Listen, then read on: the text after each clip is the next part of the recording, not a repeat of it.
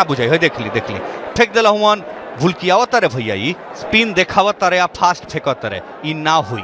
ए बाबू बता के फेंको, बोका बनैले बड़ा बैट्समैन के बेवकूफ बनावत रे यार। विकेट चल गई हो, बहुत बड़ विकेट, बहुत बड़ा झटका। ये विकेट भैया बड़का अक्षर में लिखा है, क्या कि अक्षर कैच पकड़ ले बा नहीं, लाजवाब कैच। तो ये जो बा ये बहुत बड़ा झटका लागल भैया लखनऊ सुपर जायंट्स के राहुल के रूप में। कैप्टन चल गई ना हो, समझा ताड़ा।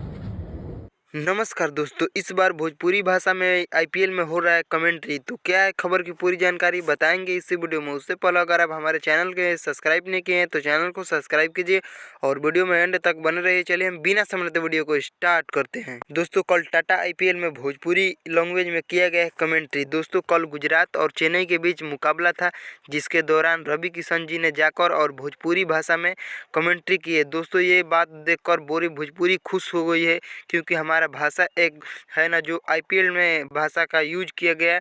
तो आप लोगों को ये खबर देखकर कैसा लगा हमें कमेंट करके ज़रूर बताइए, और भोजपुरी के लिए एक लाइक और चैनल को सब्सक्राइब करना नहीं भूलिए। अब हम मिलते हैं नेक्स्ट वीडियो में, तब तक के लिए जय।